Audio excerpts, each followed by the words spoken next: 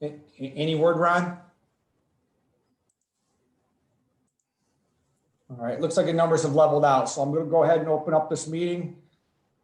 This is our January 11th board meeting, also our biannual organizational meeting, and the meeting is open at 5:33. I get a motion to approve the agenda. So moved, Christopher. Support, Patrick. Moved and supported by Patrick. Any discussion?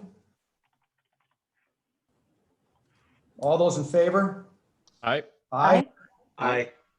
Opposed? Motion carries 6-0.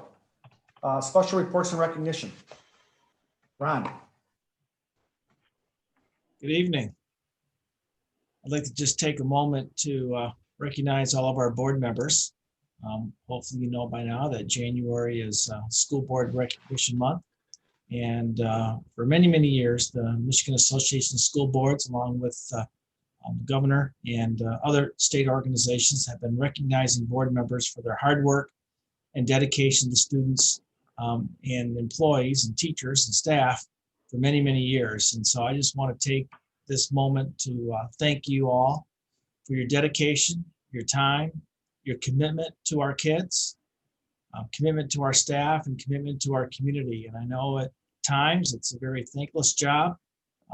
Take a lot of grief sometimes and heartaches, and the decisions are difficult and sometimes challenging, but you're always up for the task. And you've worked tirelessly, been very supportive of the administrative team, supportive of our staff, supportive of our students, and supportive of our community. Many of you go above and beyond the call of duty and your contributions, not only as school board members, but also just as community members, helping out in different organizations like the Foundation or the Promise Scholarship. And I can go on and on and on about the help and contributions you all make to Mason Public Schools. And I know Becky dropped off a small little gift to you today, so hopefully you were surprised when you opened your door. Yep, nice little coffee mug. Great, Patrick. Glad you are using it today. But it's just a small token of our appreciation and in recognition of the hard work and dedication you do. And I just want to thank you all and take this moment to recognize you. And I hope others in the community, I'm sure others in the community and staff are joining me and wishing you a wonderful School Board Appreciation Month here in January. So thank you for all that you do. Thanks, Ron and Becky for dropping off the goodies today. It was a nice surprise when I came in. And I think maybe I can speak for at least the whole board on this, that while this last year is not what we necessarily signed up for, we couldn't be more honored to be part of the board and to be part of Mason Public Schools. It's an honor, and really glad that we've each made that decision to be part of this team. So thank you very much.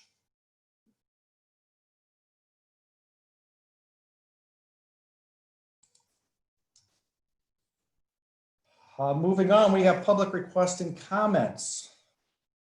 Anybody in our audience would like to make a public comment tonight, please raise your hand and you will be chosen when it's your turn to speak. When it is your turn, please state your full name and your address. And please keep your comments to 5 minutes or less. And also, just as a reminder, we do have 2 public comment sections, one at the beginning, one at the end. You cannot speak at both. And any comments you may have, please direct them to the board and not to any individual. Thank you.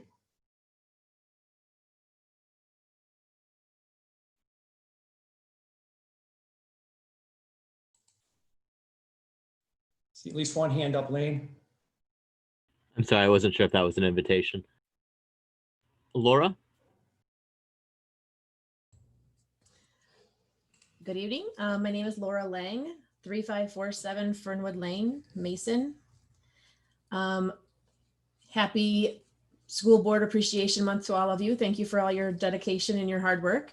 And I'd also like to point out the dedication of the district, and thank you to Mr. Javitsky and the administration team for all the hard work they've been putting into getting the vaccinations available for those teachers that have chosen to get vaccinated. That's coming up very soon, and I'm just very pleased with all the hard work that they've been putting into and looking out for our safety and our well-being. So thank you to the board for all of your hard work during this time. And thank you to Ron and all of the administrators for their support for those teachers that choose to get vaccinated. Thank you. Thanks, Laura. Lane, do we have anybody else? Nope, doesn't look like it. All right, again, we will have another public comment section at the end of this meeting. For now, we'll move on to election of officers. To start that process, I'd like to make a motion to have Ron Javinsky be our temporary chairperson over the organizational meeting. I'll support that. Moved and supported. Any discussion? All those in favor? Aye. Aye. Opposed? Okay, I'm going to call that 7-0. So Ron, take it away.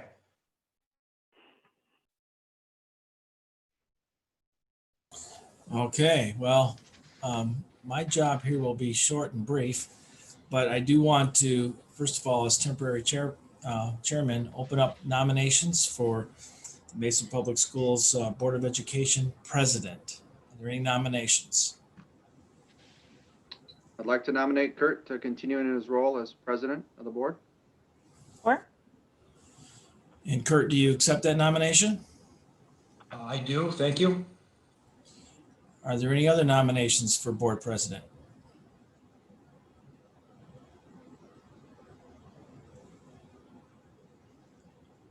Hearing no nominations, I'm going to close. I'm here now. This is Michael. I'm sorry, Michael. Are there any other nominations for board president?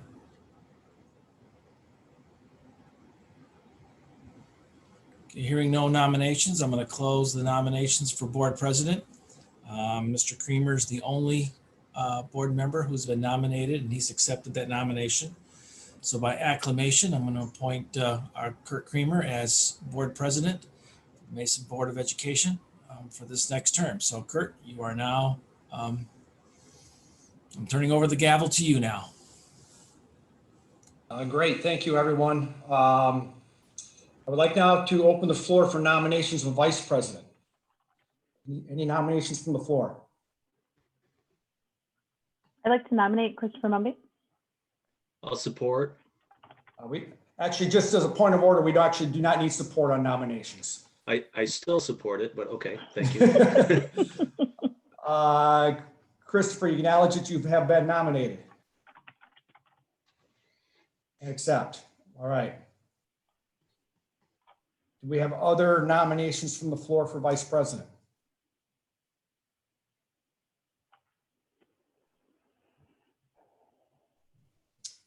Hearing none, I would like to announce Christopher Mumby as vice president by acclamation of the Mason Public School Board. And next, I would like to open up nominations for secretary. Any nominations from the floor, please? I'd like to nominate Liz Evans. And support. Liz, you have been nominated. Are you okay with that? You accept? I am. Yes. Any other nominations from the floor?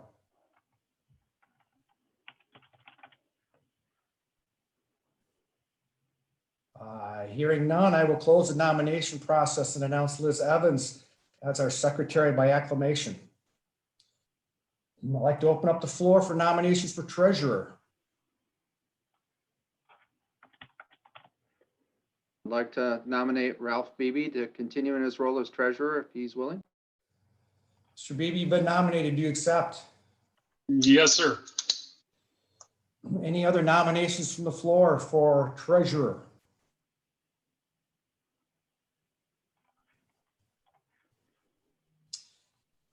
Hearing none, I would like to announce Ralph Beebe as treasurer by acclamation. Those fill the officer roles. We'll move into the other appointments here in a minute. I believe the next item on our agenda is a motion to approve depositories for school funds. Do we have a motion?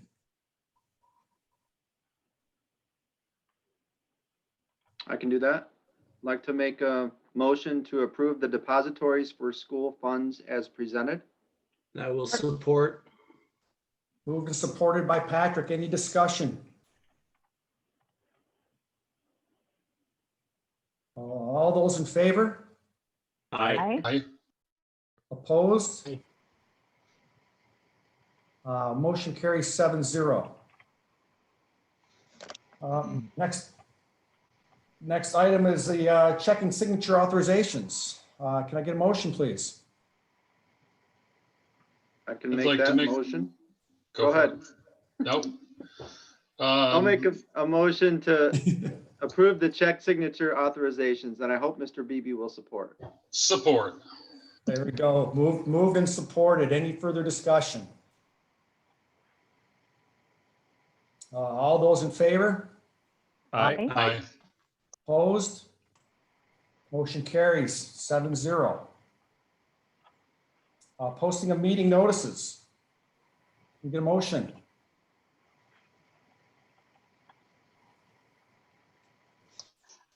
I'd like to make a motion to authorize the superintendent or the executive assistant to the superintendent to post all meeting notices.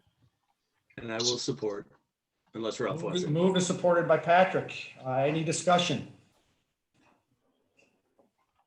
All those in favor?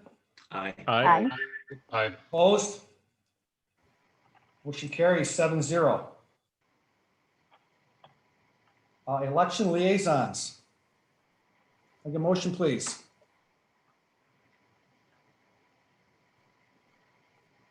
I'd like to make a motion to authorize the executive assistant to the superintendent to serve as liaison to the Mason City Clerk in carrying out election duties. Support. Moved and supported by Mr. Beebe. Any further discussion? All those in favor? Aye. Right? Opposed? Motion carries 7-0. Moving on, next item, bid advertisements. Can I get a motion, please? I'd like to make a motion to authorize the superintendent or his designee to advertise for bids as required under section 1267 of the revised school code. I can support. Moved and supported by Mr. O'Connor. Any further discussion? All those in favor? Aye. Aye. Opposed? Motion carries 7-0. Next item on our agenda is the appointment of the Rayner Bond Fund Treasurer. Can I get a motion, please?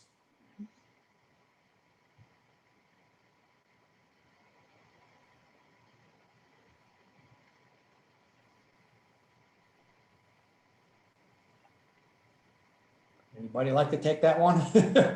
I'll give it a shot. A motion to appoint, I make the motion to appoint Ralph Beebe, if I'm correct, as Rayner Bond Fund Treasurer as presented. Do we have support? Support. Moved and supported. Any discussion? I made that motion knowing Ralph is our treasurer. I was a little uncertain, but since we have Yep. support, I look forward to the vote on this. He has done it in the past. All in favor? Aye. Aye. Aye. Opposed? Motion carries 7-0. All right, appointment of liaisons to the following organizations.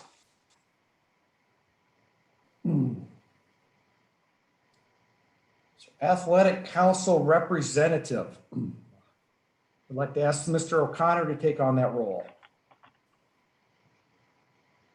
Legislative Representative. I'd like to ask Mr. Beebe to take that on. The IISD Board Representative. I would like to ask Mr. Kelly to continue in that role.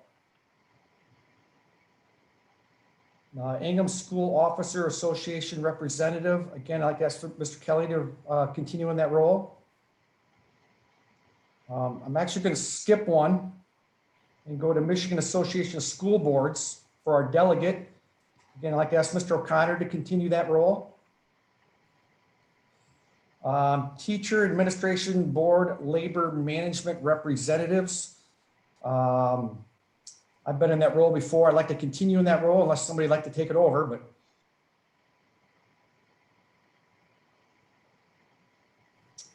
Okay, Mason Promise Scholarship Representative. I'd like to ask Mr. O'Connor to take that on. And the final one is the Local Development Finance Authority Representative.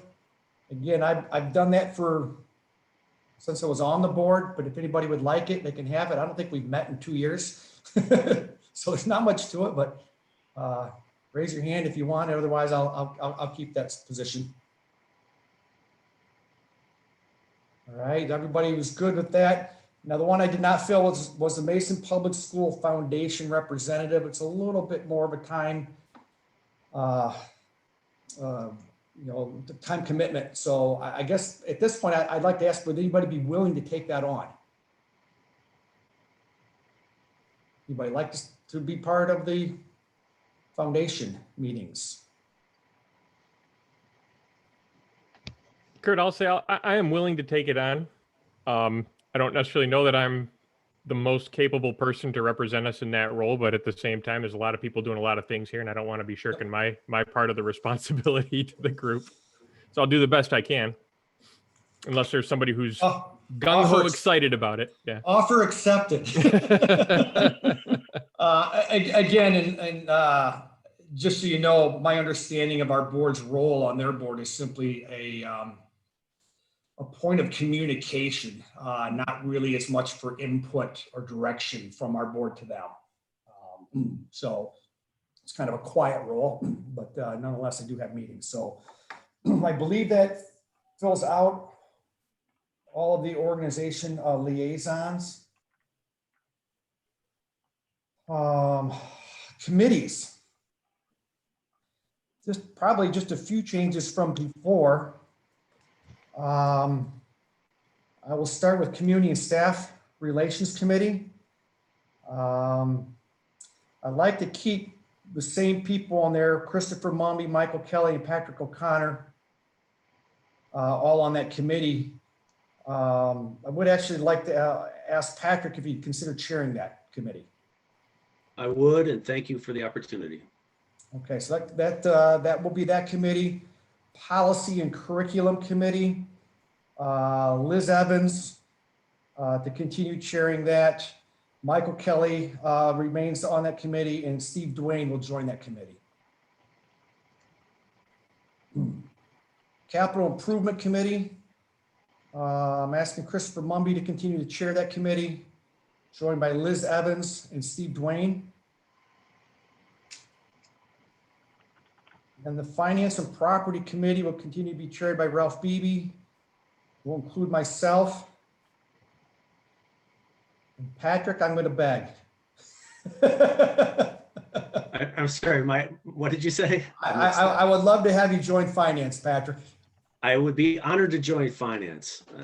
Thank you for the opportunity. Kind of threw it around. It's a tougher committee because it's earlier in the day, so there's often conflicts with people, but I appreciate you joining it, and I think you'll be a good addition to that team. So I believe that's all of our committee positions.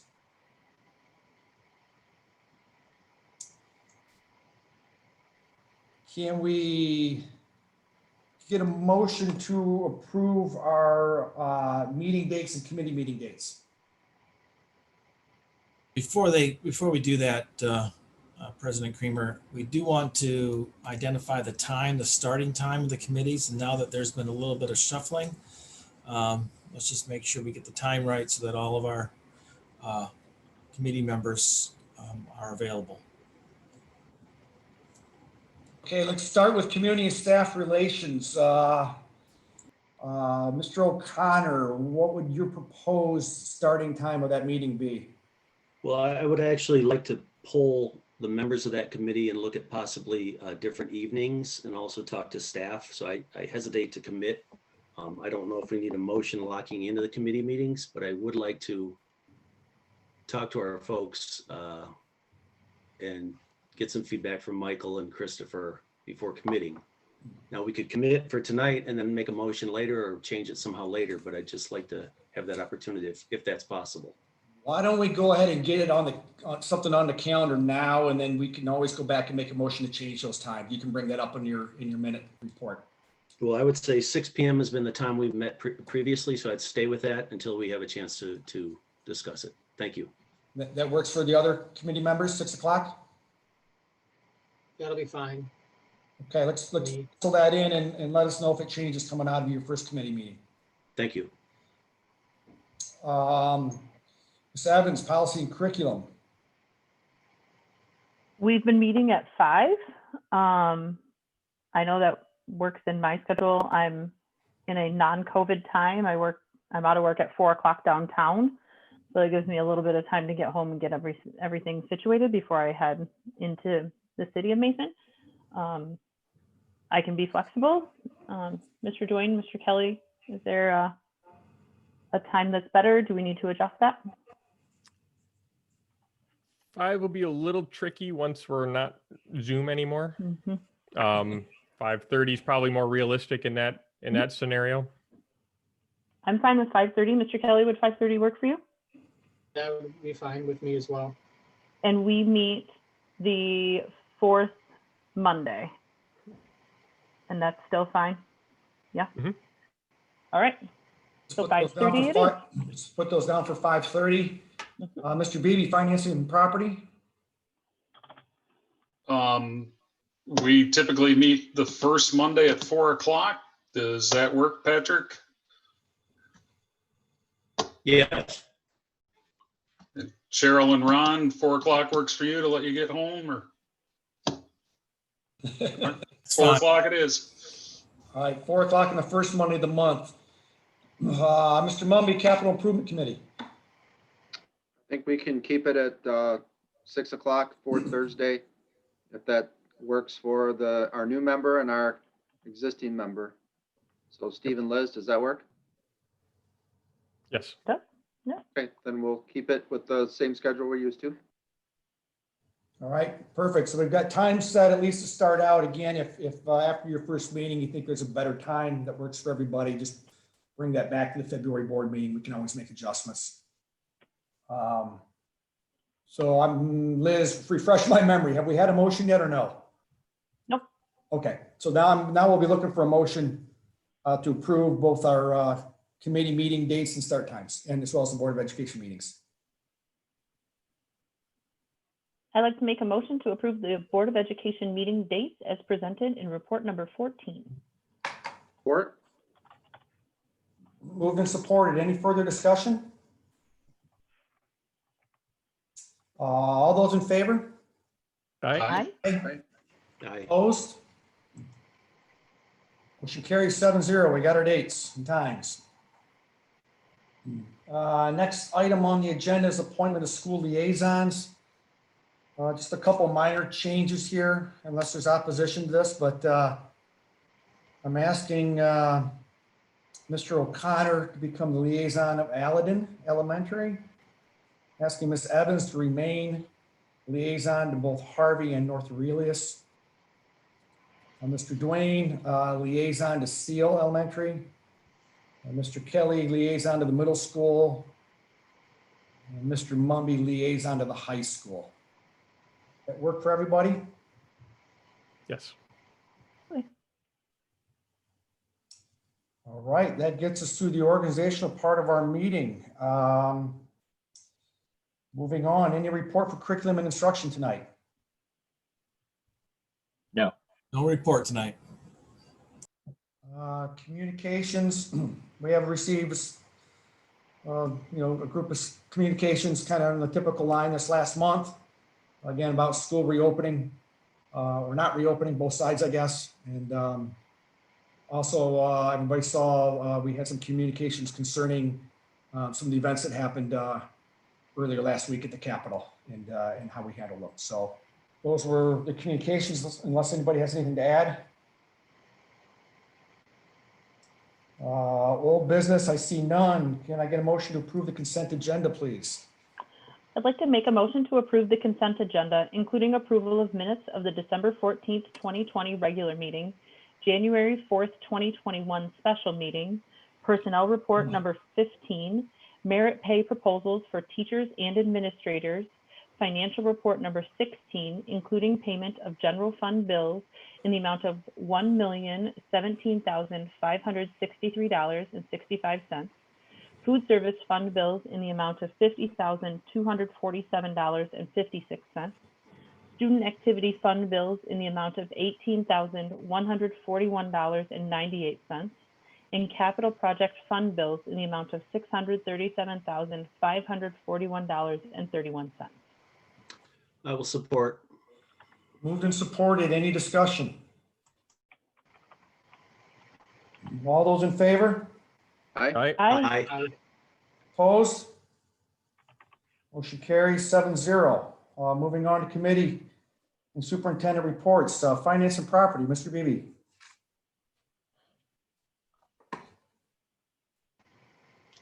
You're muted. Well, I was hitting my space bar. Okay, we met virtually last Monday at 4 p.m. We had no public comment. Cheryl presented an update on the budget. Everything is tracking. There's obviously a lot of moving targets still with COVID funding and whatnot. We discussed the Troon law firm and their retainer agreement. We've used Troon for years. At the end of this, I'll be bringing a motion to retain Troon for one more session. We discussed the Series 2, the bond timeline for the sale of the bonds and the steps to be taken. In the coming months, we'll be having some action items on that, but for now, there's no action to be taken. Kevin gave us a good rundown on all the additional IT purchases and technology purchases that they've been working on. Once again, just would like to call out the whole IT staff for all the incredible hard work they've been doing and the amount of equipment we're getting in place and purchasing and getting in the classroom within days. It's just something to behold how it can work good. We next discussed change orders and reviewed them. Those have been to the CIC, so we didn't have any comments on those. And we had a very short meeting and adjourned at 4:13 p.m. Any questions?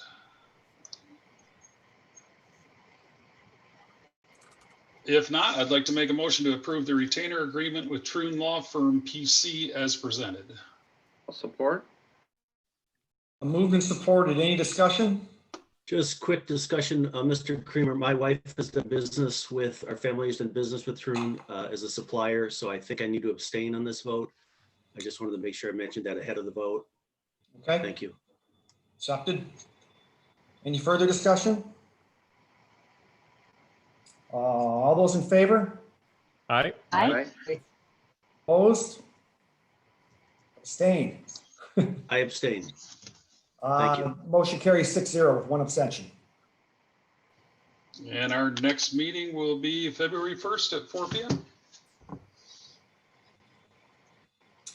Great, thank you. Community and staff relations. Sorry, running two computers here. We met on December 15th and got started at 6:31 p.m. We had no public comment. We got a brief staffing update, lots of moving pieces and parts due to some of our permanent subs moving into permanent positions. So that's included in the report, the continued efforts to keep our buildings fully staffed. We also discussed COVID-19 grants that were available and the time frame that folks had to apply for those. We spent a little bit of time talking about superintendent goals, and I think we'll be doing more of that perhaps tonight. We reviewed some nice job notes, which I'd like us to draw attention back to in just a moment.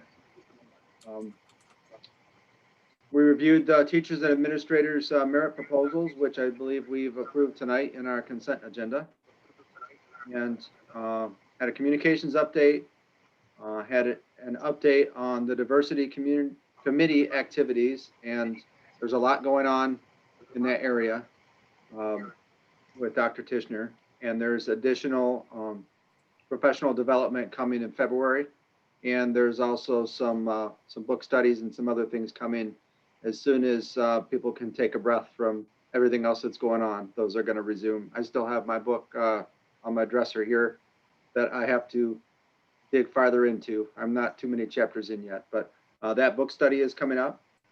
It was a short meeting for us. We adjourned at 7:39 p.m.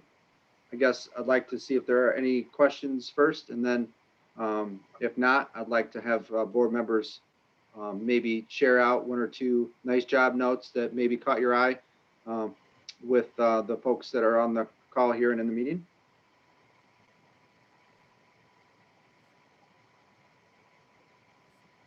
I'll go ahead and start with a couple. So it's two different teachers, but they're kind of the same team. So I'm going to kind of discuss them at the same time. One was a high school teacher, Dean Thompson, and the other was a middle school teacher, Cindy Hyduct. And there had been communication from parents to central office about their dedication to the students and truly showing care and compassion for the students through virtual learning and making it as effective and heartfelt and a true connection through the computer as much as they can, and just really recommending or commending them for their efforts and their abilities through virtual teaching. So just want to say thank you. Those are just two names, but it's clearly the staff in our district are stellar. So thank you. I'll jump in next. In reviewing them, I guess the phrase that kept coming up in pretty much a vast majority of them were above and beyond. And like to comment on just how much staff is going above and beyond. And it's certainly noted in the NJNs. Couple in particular, again, Cindy Hyduck and Inger Hammond were in multiple notes, and hats off to them for their exceptional work. I guess I'll jump in. I usually try to, I don't know, give general themes that I see after I read all of them. And I guess one thing that's kind of stood out to me this time around is just how broad these nice job notes go. I saw thanks from and thanks to somebody from every school in our district. I saw notes from administration, from parents, from teachers, thanking food service, support staff, aides, custodial, bus drivers. It was really across the entire district. And kind of the message that sends overall is that this has really become part of our culture. And I like to see that, how well it's been adapted and adopted, and people are sticking with it even through these times. And so it's always fun to sit and read these every month. So I really do enjoy them. Thanks to everybody who writes them, and thanks to everybody who gets one. I got a couple to share here. I got, Nat and Lane from IT, and in general, I think the IT folks have been outstanding. And here, Ms. Combs highlights not just supporting her computer and her laptop, but also looking for ways to actively improve her teaching strategies, finding new applications, and digging into the way that the technology can improve, our strategies right now. It highlights just how important a lot of the infrastructure behind the teaching goes into making everybody with this successful. That's fantastic to see. And the other one I've got is along the same lines. Mr. Brock being thanked here for, something simple as fixing a broken door handle, right? It's a thing that we live with all the time, and it makes our lives better in some small ways. It takes away some of the frustrations that build up in our work, so that we can handle the bigger frustrations, right? The important things that are bearing down on us without having to worry about the little ones. So outstanding work to those two teams as well. Thank you.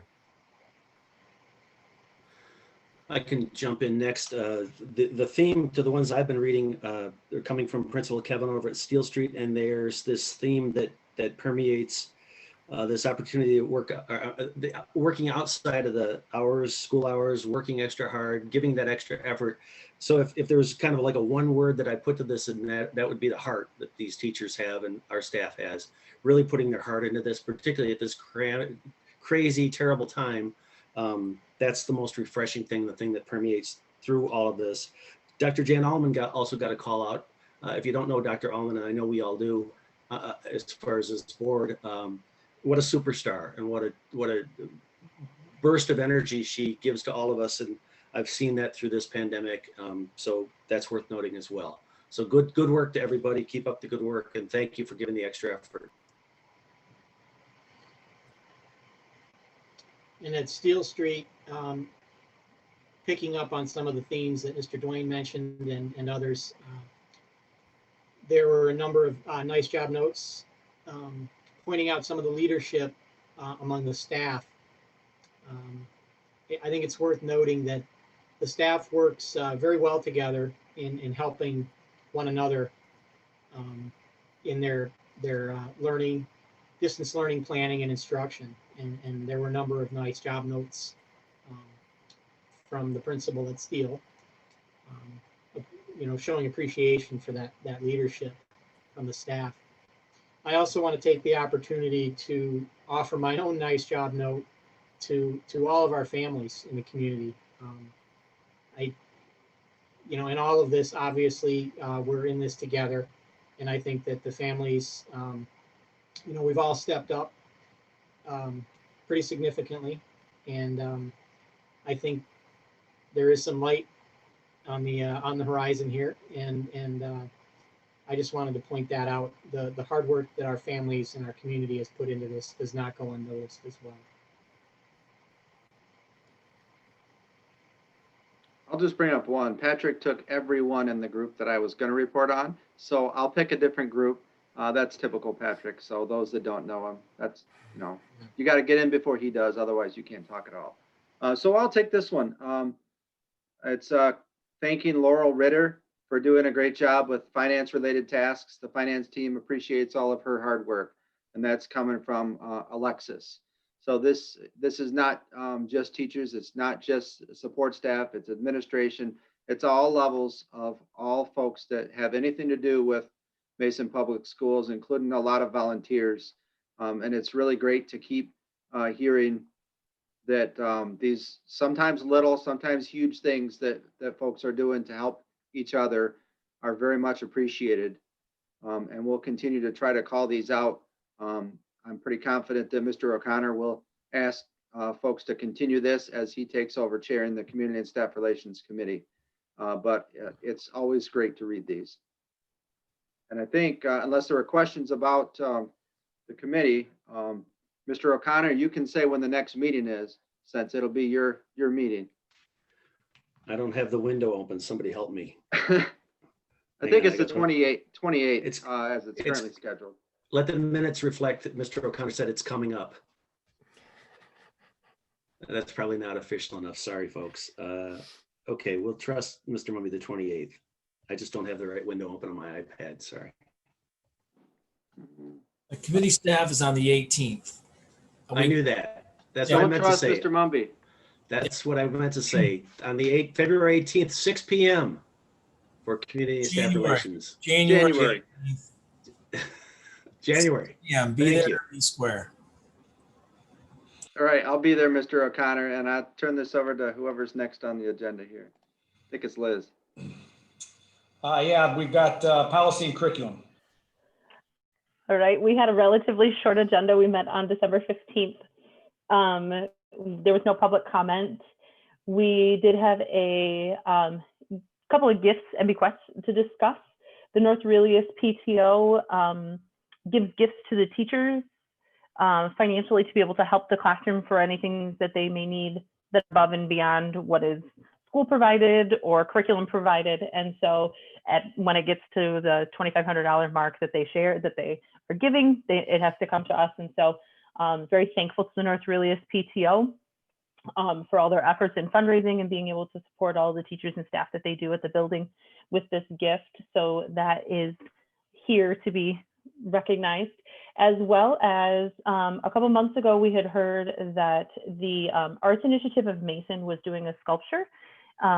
We had not heard what it was going to look like yet or anything of that nature. And so it came to the committee in December and we saw it and it is beautiful. And we're very excited to have it become a part of the district property and on display amongst the high school. So I will have a resolution for that in a moment.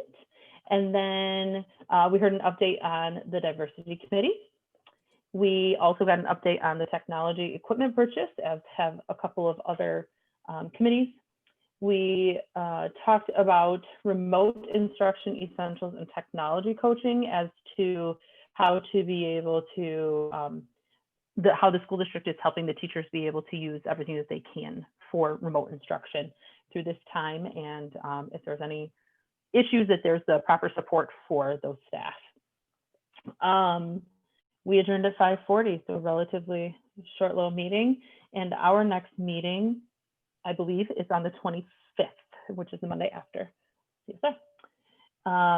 So are there any questions with regards to the meeting? Liz, I don't know if I should jump in here or after a motion's made, but just wanted to thank the Arts Initiative of Mason. It's a group that's a volunteer group, very good group, trying to make sure arts are not forgotten in our community. I've actually sat in on a number of their meetings. Also thank Nancy Leisowitz, who used to live across the road from us and taught my kids in art class. The Leisowitz family, I believe, moved here in 1960 out on Harper Road in Mason, Michigan, and has made significant contributions to Mason schools, including having their kids go through the programs. But also Mel was a teacher, or I'm sure a professor at Michigan State University. And his art, this is a piece of his, these are pieces of art from Mel Leisowitz that are being given to the Arts Initiative group. But he's quite renowned, so we're very lucky to have this art that will be given to Mason Public Schools. So just wanted to mention all that quickly. Thank you. Thank you, Patrick. Anything else? All right. I'd like to make a motion to approve the North Aurelius PTO teacher gifts as presented. I'll support. Go ahead, Mumby. Everybody supported.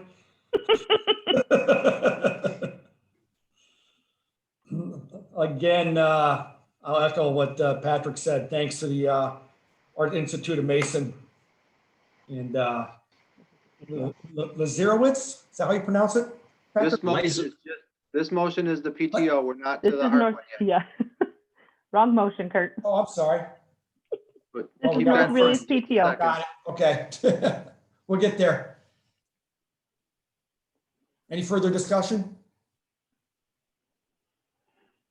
All those in favor?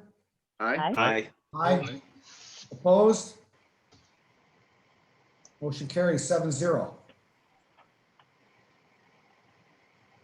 Now we jump. I'd like to make a motion to approve the just kidding. The Arts Initiative Mason sculpture donation as presented.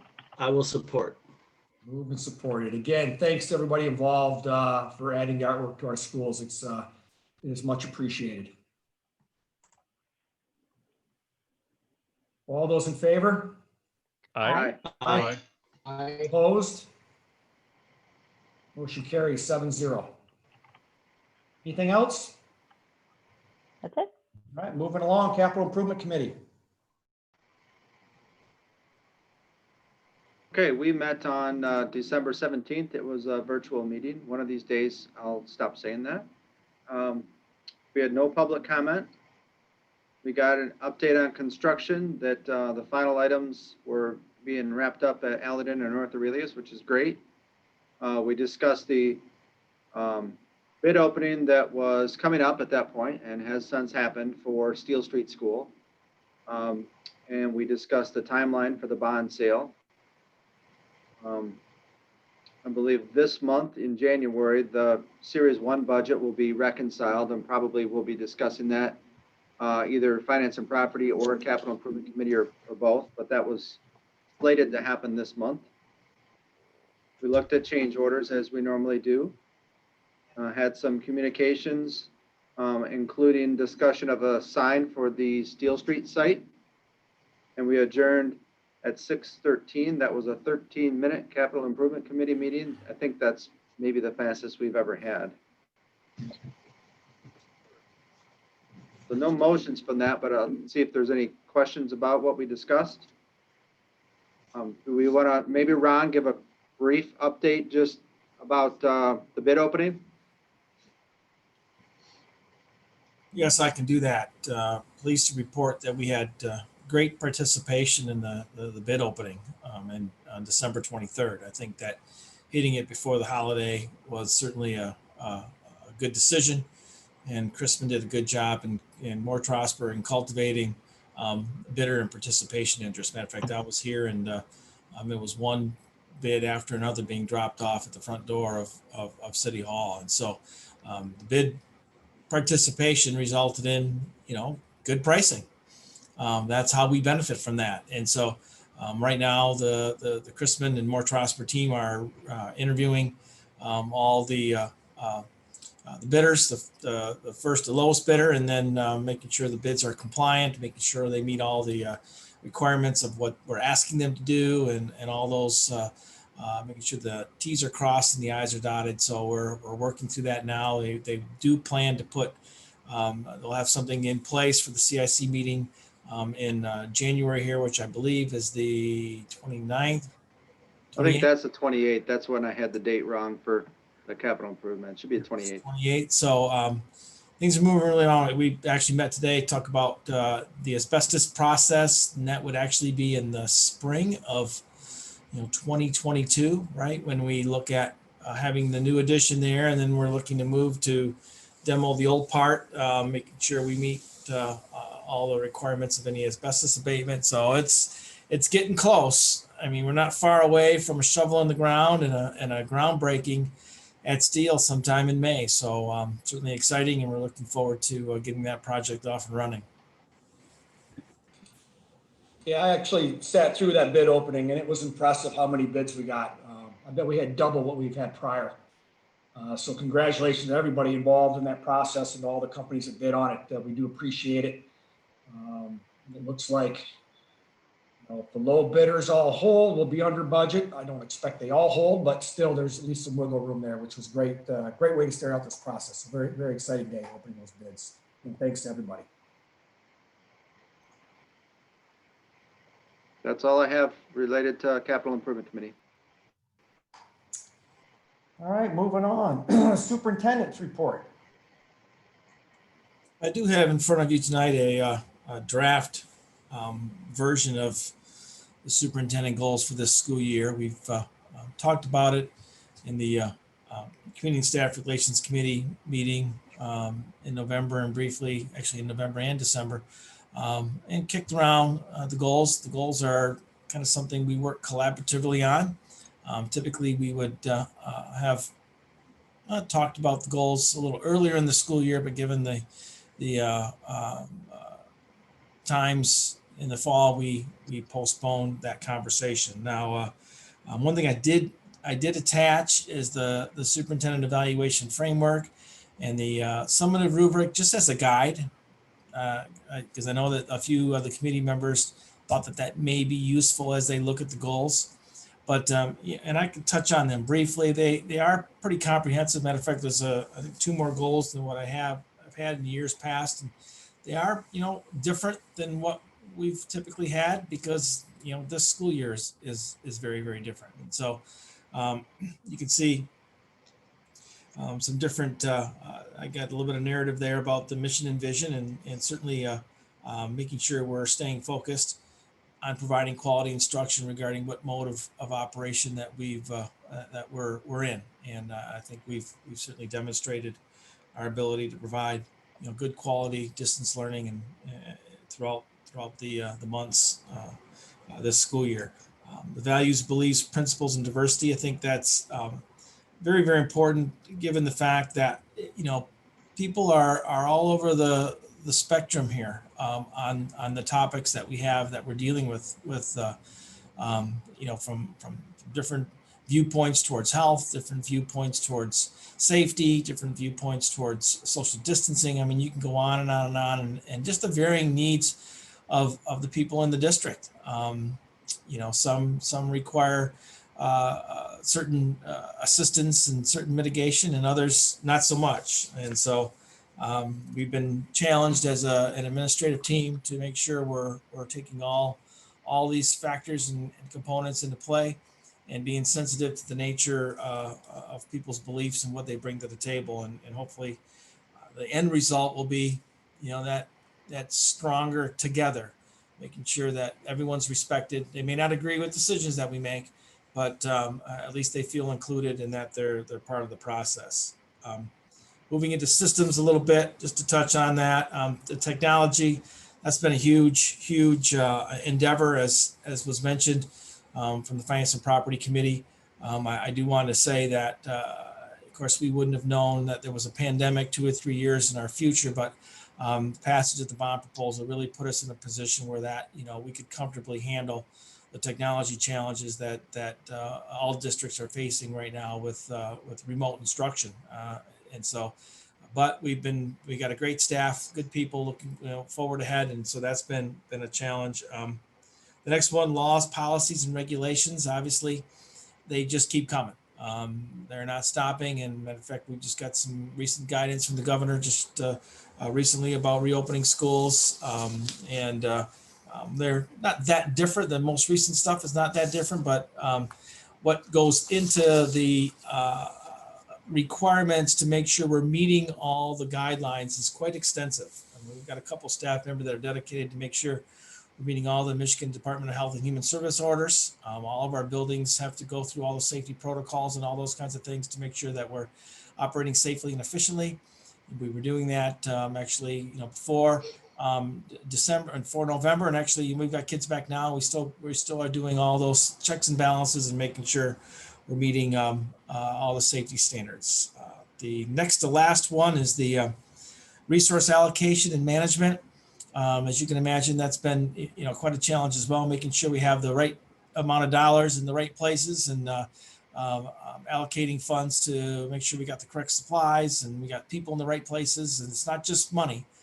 It's equipment, it's personnel, it's people, it's all those things that are allowing us to function in today's world. And then finally, communication and media relations, obviously that kind of is always a topic or certainly an item of importance, but certainly we've been spending considerable amount of time making sure that we're getting the news out in a timely manner and doing it as efficiently and as effectively as we can. And now just even with the potential vaccine around the corner, we've been spending considerable time over the last 5-6 days making sure that people know kind of where we're at, what the status is, and going back and forth with the Hingham Health Department and Sparrow and others to make sure we've got all of our ducks in a row. So first draft, I always volley it to the board and get your thoughts and feelings. We don't necessarily have metrics.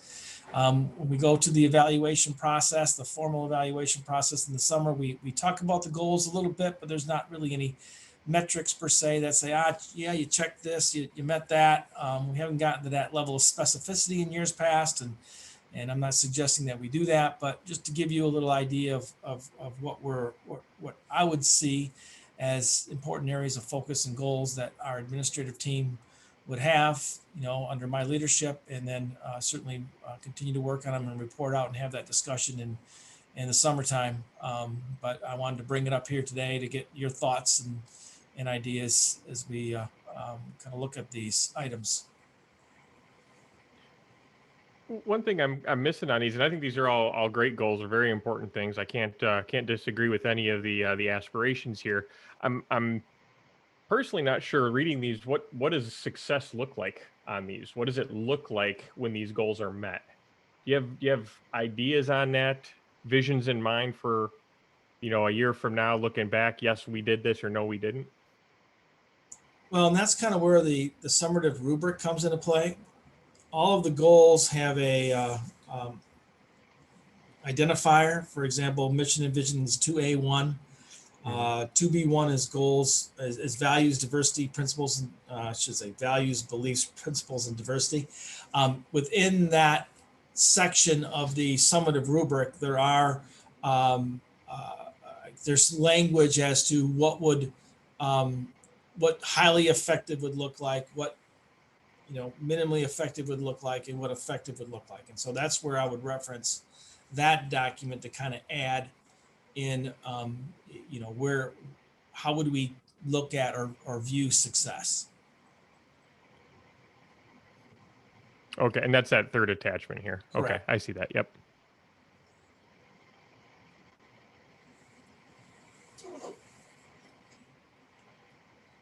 Any other feedback for Ron?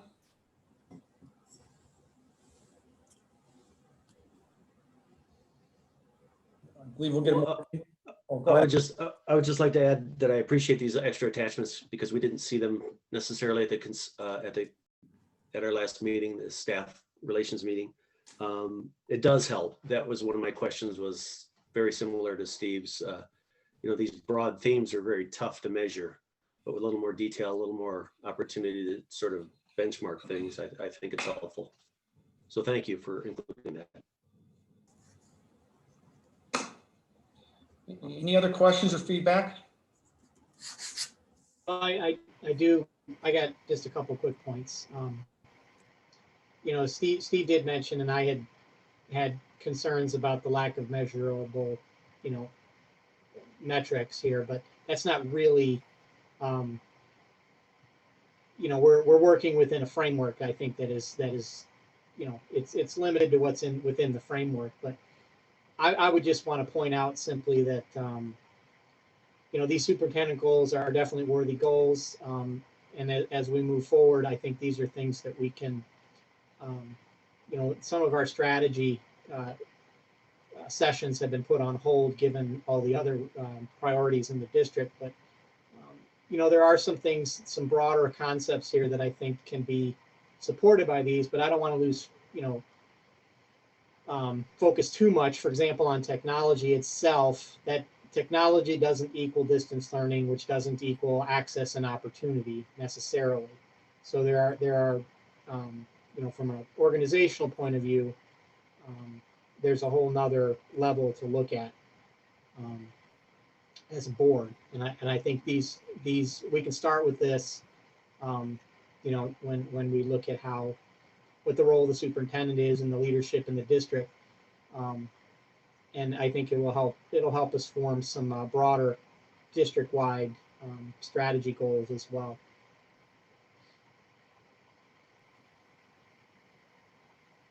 Ron, correct me, I believe the plan in February was to have a kind of an initial, I don't know. Yes, the plan in February process. would be to have our annual kind of mid-school year evaluation check-in. We typically do that in a closed session type format. And so we will talk a little bit more about, that goals piece, but also more about the summative and evaluative rubric, and more importantly, get some feedback. It's important that, I hear from you, what we need to do more of, what we need to do less of. If there's things we need to maybe mitigate or correct, maybe there's things we're hitting home runs with, we want to hear that as well. And so it's important that we have that communication, and every February we do pull together for that mid-year kind of check-in. That will give us, we got Steve's now on board. It'll give him an opportunity to get familiar with the process, and of course he's been through it before, but just to get into the conversation. And so, always want to have that dialogue, because obviously our ability to work effectively as a team is extremely important, to all of us in the district. So I look forward to a little bit lengthier discussion in February. One thing we do know is that, the evaluation laws that were passed many moons ago are still in effect. They were waived at the closure of last school year. So right now, the teacher evaluation, the administrator evaluation, the superintendent evaluation requirements are all still required. We don't know about state testing. I know that they'll probably be asking for a waiver for spring testing once a new U.S. Department of Education chair is named. And so we'll find out more probably maybe as soon as the end of January, whether or not state standardized testing will continue, because that's a federal requirement. So we'll know more about that. But right now it's a green light for all evaluations. Obviously student data will be a piece that will be difficult to measure because of the lack of summative data. We're kind of working on that as we speak. And if there's any changes to the laws or any modifications, we'll certainly let the board know. Great, thanks, Ron. Any other questions at this point? Just a quick comment, Okay, if I can. I'm not a huge fan, haven't been a huge fan of the school advanced tool. So maybe near the close of this evaluation period, we could consider looking at alternative tools if there's interest on the board. I know that the county teaches and advocates for a different tool.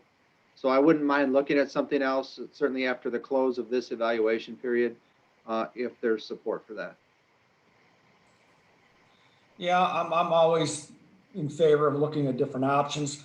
Kind of what my thinking along the lines there was maybe we'll have executive committee, April, May timeframe to start that process of review. So at least we're ready to go with the new year if we do want to make a change, and we'll have time to get it back to the board.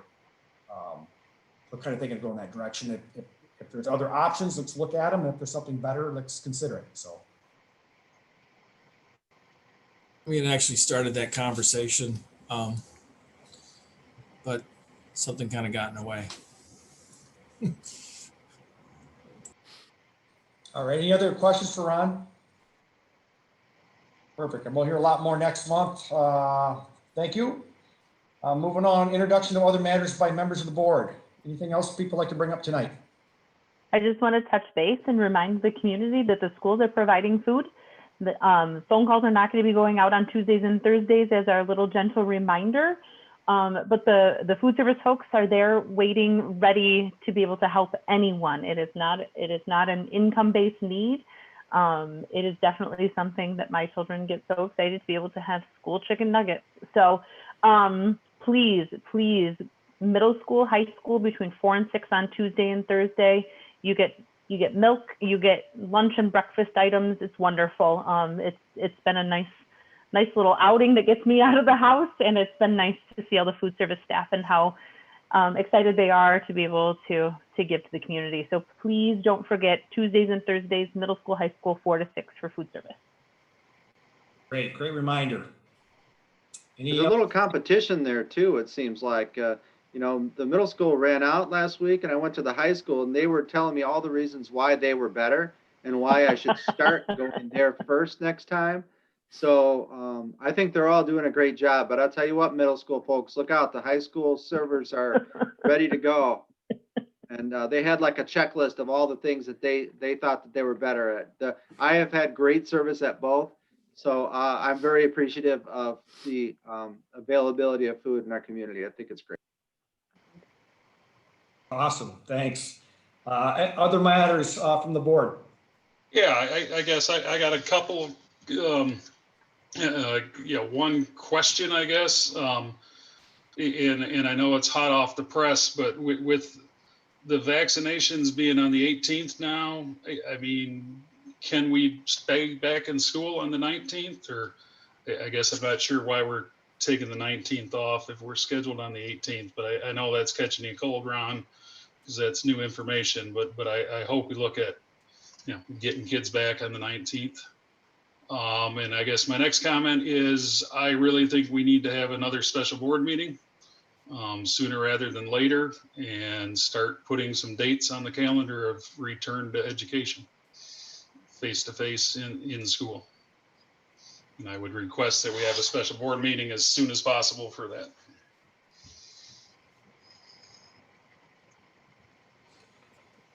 Yeah, I think a special board meeting is probably inevitable. Just a matter of finding a time and a date where we can all attend. Just kind of waiting right now, is waiting to see when that final shot date was and making sure that date's hammered down so that we all have concrete information for our discussion. So over the remainder of the week, we're going to try to maybe start thinking about some days for a special meeting prior to that 8th, instead of waiting that long. Well, I'd like to point out plenty of districts are going back without shots. I don't know why shots are tied to going back, but that's certainly a matter for discussion at that special board meeting. I would support that special meeting happening much sooner than later. You know, we have some preliminary dates that that our staff is going to be, you know, that those shots will be available for our staff, and I think that there's no particular reason at this point. I don't believe that there would be a risk, you know, barring weather problems, that something, you know, that wouldn't go well. So I think the sooner we meet, you know, this is information that, you know, we didn't have last week. And I do believe that it could have significantly changed the decision-making process. So I would like to see that as well. And for practical reasons as well, the sooner that we can provide a goal and provide something more more secure for our community to count on, to rely on, I think it is better. This is the last, as far as I, you know, can see, this is the last major piece of the puzzle for us. I think we have what we need to make a very good decision at this point, something we can count on. I guess let me throw out there, I already know of some conflicts the board members will have. I guess if anybody has a conflict between now and the next board meeting, that dates that would not work for you, I would prefer all 7 of us were in that meeting. So anybody else, if you look at your calendar and if any days that do not work for you, please let me know. Are you looking for that right now, Kurt? I don't need it now, but if maybe just, you know, by tomorrow afternoon or something, send me any conflicts that you have between now and the next board meeting. I already know a couple of us have some time chunks in there that don't work. And again, I think it's a much more productive meeting if all 7 people are there. We'll work on that. Any other items?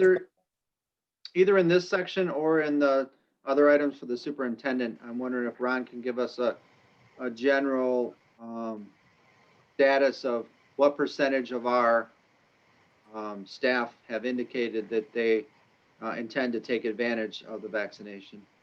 That can be in your report, Ron, or in here. Probably fits better in yours, but I'd just like to bring that up. Yeah, matter of fact, I did get the feedback from last week's survey that was sent out, and we're roughly at 75% of our staff are interested in getting the vaccine right when it's available. I think you get to 5-6% are, you know, looking at it and might, you know, get the shot through their personal care provider. But I do have that data. I'll forward it to the board. In fact, if there's other things to talk about, I can see if I could get it screen shared here. But I'll just forward it to the board tomorrow or Wednesday. But we're looking at 75% for sure saying, you know, we're ready. We want it. And if it's available, we're still working with the Ingham County Health Department. Just found out this morning, matter of fact, got a call 7:30 a.m. From Mickey and a team member from Sparrow in relation to their interest in bringing Mason kind of on board as I shouldn't say a pilot or test site because they're giving a lot of vaccines now already, but they are going to take us on. I still got some I's to dot and T's to cross in relation to when and how we're going to get registered and how it's all going to look. I did send out an email to staff about an hour and a half ago. I did forward it to the board, so you probably got that right before today's meeting. We don't quite know how it was going to, you know, work, but we're just waiting because I know that they've got to figure out a way to get us signed up outside potentially of their My Sparrow process. So stay tuned. It's a moving part. I'm sure I'll get a call first thing in the morning about, you know, something changed or a different day or a different time or heavens knows what, but we'll get there.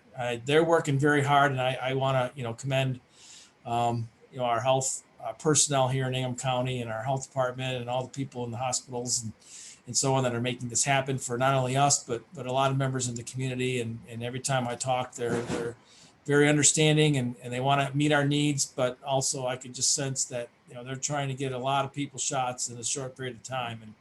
And you know, we all want that. Thanks for the update. Any other items by members of the board? Yeah, I just briefly want to bring up, I'm new back to this, and I want to make sure I understand my obligations toward board policy, specifically the 0143.1, public statements by board members. It's my intention to engage with the community directly when they come to me, with ideas or concerns or things like that. It's something I like to do. I'm an external processor. I learn things and I figure things out, and I develop confidence in ideas by talking through it.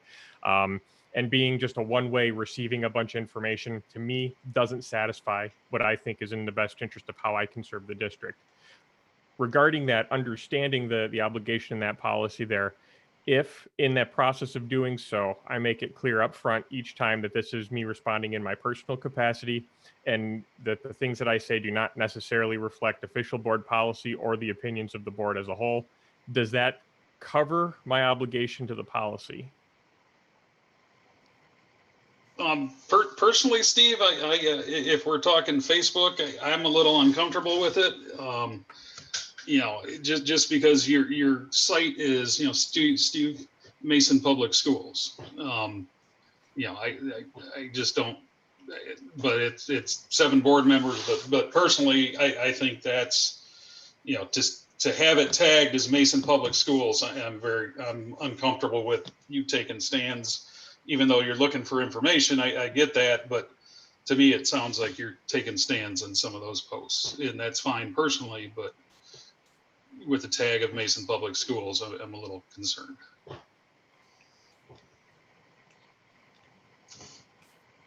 I would tend to agree with what Ralph says. Certainly you have your own Facebook website, and I use the Patrick for Mason Public Schools, my Facebook, kind of tied to this public school district to really sort of say what I've done, say what's coming up, and quite frequently take a lot of the public schools information and sort of share it on if there's a good success story and what have you. So I use it as a PR tool, an extension of the district, I suppose, but one could argue that it's really not an extension of the district. It's me and it's my own thing. My own personal website and your own personal website, not attached to Mason Public Schools, certainly. We can all say whatever we want. If you follow me, you'll learn a lot about the history of Elvis and see lots of pictures of me out cutting firewood. So I would just caution now, as the new chair of the Community and Staff Relations Committee, that we try and remain consistent with our messages to community. And we do have forums. We have certainly anyone can reach out to us at any time, and I do get emails, and I'm sure everyone else does as well. So I'm not saying no, I'm just saying I hope we all use our Facebook pages wisely, and remember, we're moving forward and trying not to make any challenges that might be hard for the whole board to deal with. But that's not me being negative to what you're suggesting. I'm just trying to share what I've done. Thanks for listening. Yeah, I know we've had some discussions. It's a complicated issue, I believe. I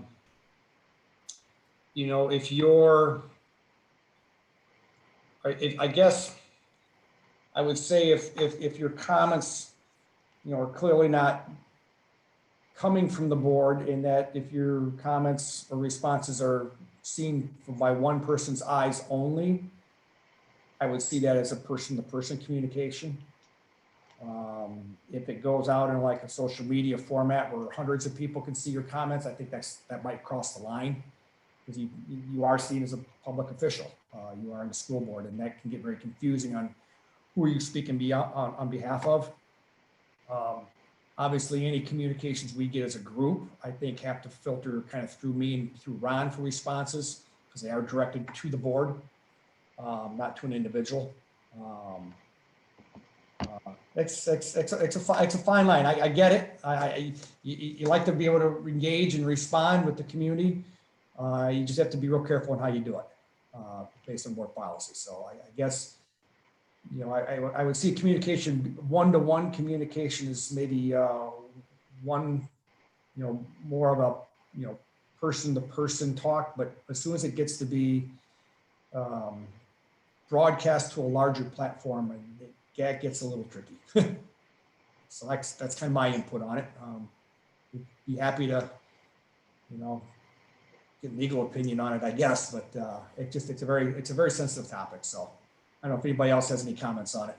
Well, just real quick, Steve, you're now on the policy and curriculum committee, so certainly it might be something you folks want to look at the policy level, at the committee level, and if there's improvements or adjustments to our current policy, I'd be welcome to see what you come up with, and and certainly entertain discussion.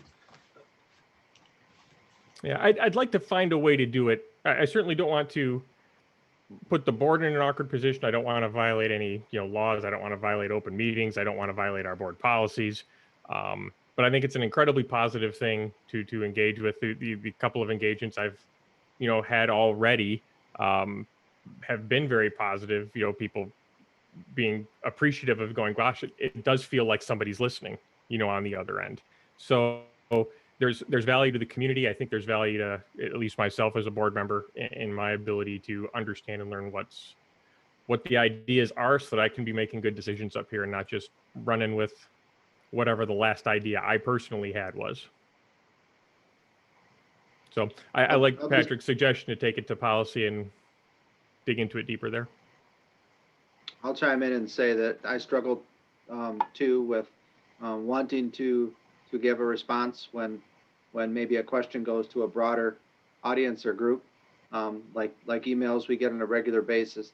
I don't like to leave a message not responded to, but I try to rely on following our policy and procedure and letting the official replies come from Kurt and or Ron. So folks, when you send an email to all of us, you're not going to get a response from most of us, but that doesn't mean we're not reading or listening or taking your opinions into account. But the responses will kind of come in an official capacity, either from Ron or from Kurt. And that's difficult, I think, for everybody. And it's a little different from Facebook when I say email, but I struggle with both a little bit and try to just inform and share as much as I can on Facebook. I get questions, and if it's a question that can be answered and shared publicly, that's not my opinion. It's easy to do. It gets tougher when someone wants to know my specific opinion or how I plan to vote or anything like that. Certainly, I think that crosses a line and is challenging. So, good luck.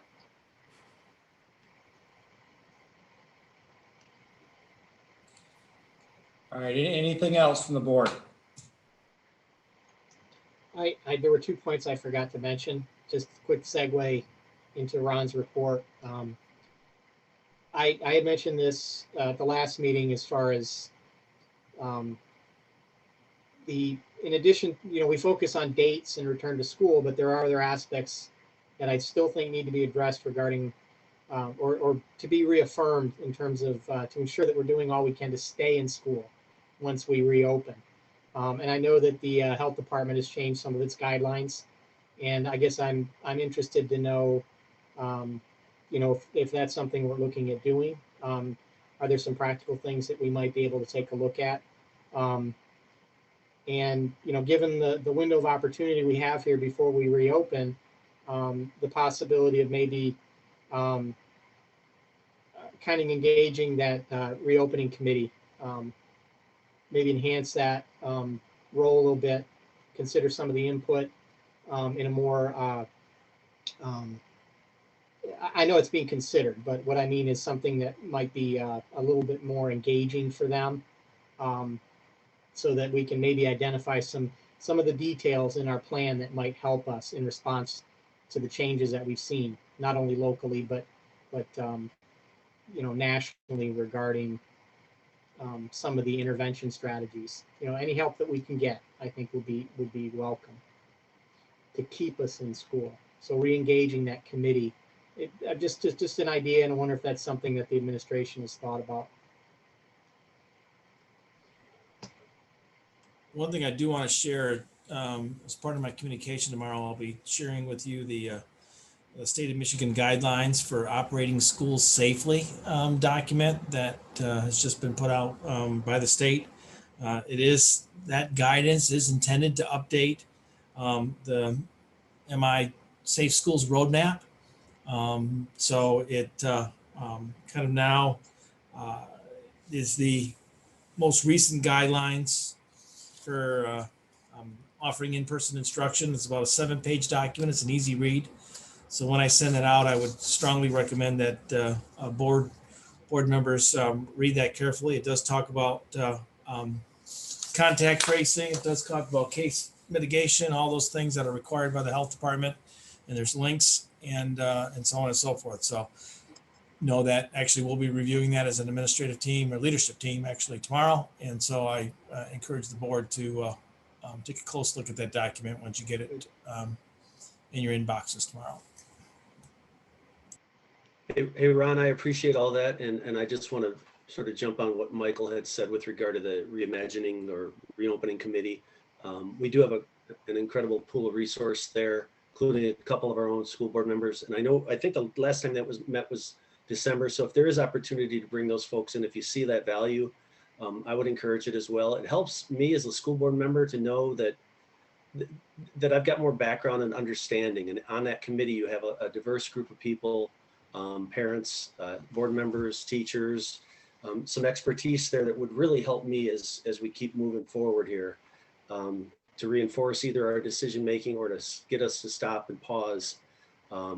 It's another resource. We look at committees quite frequently to help guide us. They're advisory, I know, only, but the more cooks in the kitchen, sometimes a bad idea. But right now, I think a lot of wise people would help us along the way. So, and I appreciate the folks that have given their time to that committee. It's been valuable and helpful. I'd just like to make sure we haven't forgotten them in this process. Oh, and we have another meeting in January. Matter of fact, on the 20th, I believe, is our next reimagining and reopening a school committee meeting. So actually, I was working on the agenda today a little bit. So, All right, thank you. They'll be meeting then and kicking around the documents that I'll be sending out to you tomorrow and Perfect. other items. Thank you. I appreciate it. Any other matters, board members? Moving on, other matters by our superintendent. No other items? All right. Next item is public requests or comments. Lane, if you could start that process again. Again, everybody that's on the meeting with us, please raise your hand and make a comment. When you are called upon, please state your name and your address. And limit your comments to 5 minutes, please. If you spoke in the first round, you're not supposed to speak again. And again, all comments need to be directed to the board and not to any individual. Thank you. Lane, take it away. Ellen. Hi, this is Ellen Kerr Dunsmore, 2028 Ives Road, Leslie, Michigan, 49251. I teach 5th grade at North Aurelius. I was driving when my daughter was holding the computer and listening earlier, but I think someone mentioned something about maybe having school go back on the 19th and 20th instead of having it be days off, since we are going to have our vaccines on the 18th instead. But I thought it was convenient that the high school is going to be starting hybrid high flex on Monday, the 25th. And those 2 days would be helpful to the high school teachers to get ready for that. Like back in October, when we went to hybrid high flex, we had Thursday and Friday off to get ready. And also, if we're all getting shots on Monday, some of us might have fevers and sore arms or body aches. So the 19th and 20th would still be helpful to feel better. So that's all I had to say. Oh, and thank you, Ron, for the emails, clearing up the confusion about the health department emails. Great. Thanks, Ellen. Yep. Lane, do we have anybody else? I do not see anyone else. All right. Can I get a motion to adjourn? So moved. Support? Will be supported. Any discussion? All those in favor? Aye. Bye. Opposed? Great. We are adjourned at 6:57. Thanks, everyone, and stay tuned. I'm sure there'll be a lot of information flow the rest of this week. Thanks, everyone. Good night. Good night.